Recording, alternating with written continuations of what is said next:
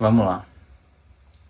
A gente está finalizando o período de Áries e logo a gente entra em Touro. Portanto, todo o simbolismo de Áries aqui tratado e de Marte vai ficando para trás para poder a gente compreender o signo seguinte, que é o signo de Touro. Mas antes disso, eu quero fazer mais alguns comentários a respeito de Áries e de Marte. Vamos lá. Para poder a gente considerar Marte e Áries, a gente precisa levar em conta o livre-arbítrio. E o que é o livre-arbítrio, né? Livre-arbítrio é você fazendo da sua vontade o que você quer. Porém, a gente precisa levar em conta que esse livre-arbítrio é extremamente limitado. O lugar que você nasce te limita, a família que você nasce te limita, o corpo que você nasce te limita, a sua situação financeira te limita, tudo te limita. Então, por mais que você tenha livre-arbítrio, esse livre-arbítrio é limitado. Porém, existe a importância desse livre-arbítrio, mesmo que ele pareça ilusório, né? Porque você não pode escolher bem o que quiser, inicialmente. Por que esse livre-arbítrio é importante? Porque você precisa fazer o mínimo de esforço para poder conquistar o que você quer. Lembra que a gente ainda está falando sobre o arquétipo do guerreiro. E o arquétipo do guerreiro é aquele que vai atrás das próprias conquistas. Então isso deve ser levado em conta. Por que esse nosso livre-arbítrio inicialmente é tão limitado? Existe um propósito maior para isso tudo que a gente vai investigar mais à frente. Porque não é à toa os cenários que a gente se encontra. O aprendizado precisa ser levado em conta a todo instante. Porque quem define a nossa vida, pelo menos até certo ponto, é o nosso eu superior. Então por que você está em determinada situação e não em outra? Então isso te limita. Mas ainda assim existe um pequeno livre-arbítrio para poder você se mover nesse cenário e aprender e avançar. Porque Áries é o signo do eu sou. Em Áries a gente inicia, a gente começa, a gente existe. A gente pode fazer uma analogia com, por exemplo, o Big Bang. Existiu o mundo. Ou então, como o verbo se fez carne. Existiu. Isso é Áries. Existiu. Aconteceu. Naquele instante. Então, um instante é Áries. E geralmente, o nosso primeiro passo em direção a determinada situação costuma ser o mais doloroso. Reparem bem, quando você quer ir atrás de algo novo, tem que ser realmente novo. Aquilo dá um frio na barriga porque você não espera o que tem à sua frente. E geralmente as expectativas que a gente constrói nessa direção se mostram, às vezes, decepcionantes. Porque a gente constrói uma coisa sem antes mesmo de se mover em direção a ela. E aí a realidade vai se mostrar diferente da fantasia, isso é óbvio, né? Mas por isso existe a importância do passo, da ação, para poder a gente sair da fantasia, vamos dizer assim. E aí a fantasia ela pode ser também a sua imaginação, existe uma diferença, né? A fantasia é quando você, por exemplo, não faz nada e se imagina sendo o Papa. Fantasia. A imaginação a gente pode olhar ela como assim, hoje eu estou com essa situação financeira, eu estou começando meu negócio e à medida que eu imagino o que eu posso fazer, eu ajo em direção àquilo. Então a imaginação é mais realizável, vamos colocar assim. E aí eu quero trazer ainda sobre isso um pouquinho de uma coisa chamada inteligência emocional. Não é bem o tema principal aqui do signo de Áries, mas a gente precisa abordar uma inteligência, um tipo de emoção, quer dizer, que tem a ver com o signo de Áries, que é a raiva. O que significa a raiva? A gente geralmente acha que a raiva é alguma coisa, algumas pessoas, né, que precisa ser excluída, que precisa ser deixada de lado, e não é bem assim. Primeiro de tudo, quando a gente trata de emoções, a gente está falando do elemento água. E o elemento água, ele não pode ser controlado. O máximo que a gente consegue fazer com o elemento água é se amigar a ele.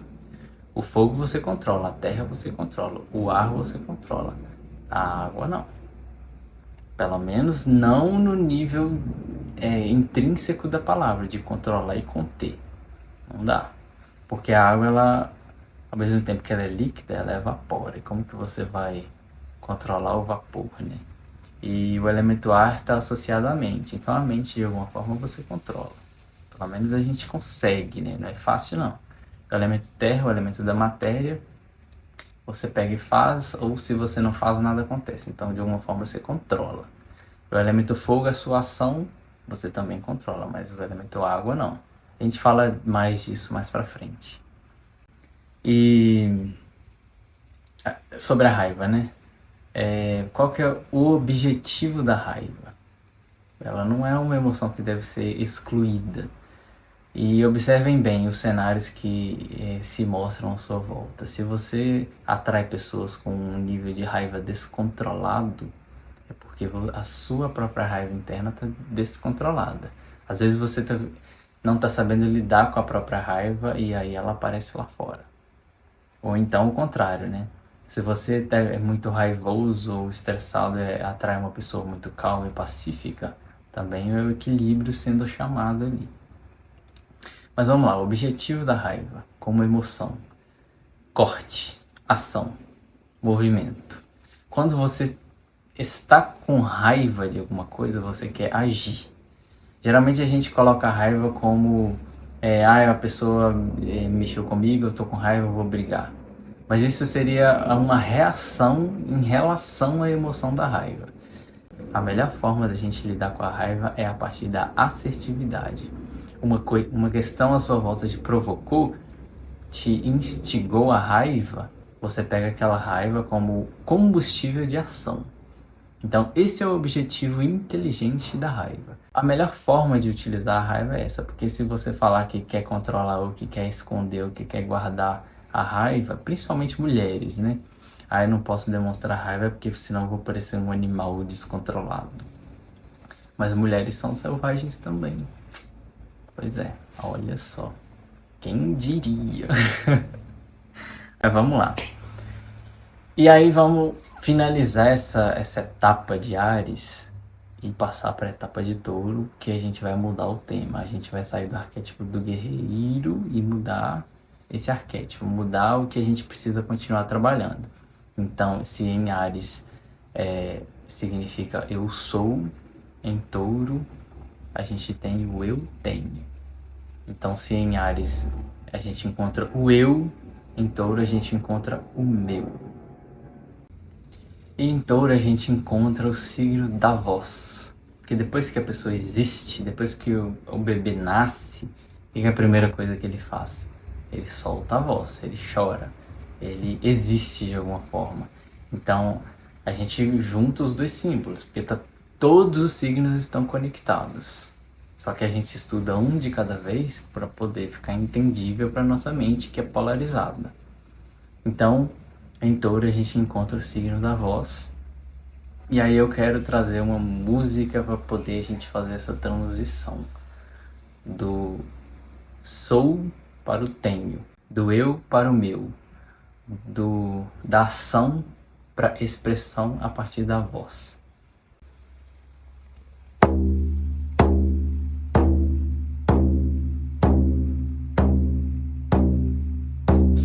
My mother told me someday I will buy galleys with good oars, sail to distant shores, stand up on the prow, noble bark I steer, steady coast to the heaven, hew many foemen, hew many foemen.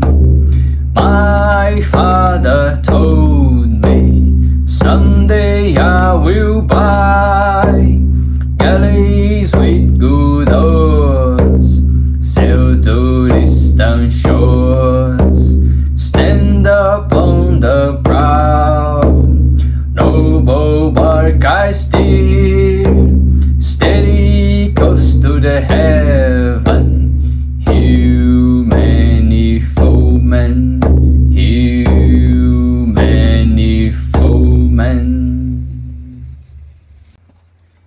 E aí em touro a gente encontra a nossa voz, a nossa expressão. A voz, ela é algo único, assim como a digital. Então cada voz é única. Então toda pessoa tem uma voz para poder falar, e se ela quiser explorar uma voz para poder cantar. Tudo tem a ver com construção, porque em touro a gente entra no elemento terra, então é momento de mãos à massa.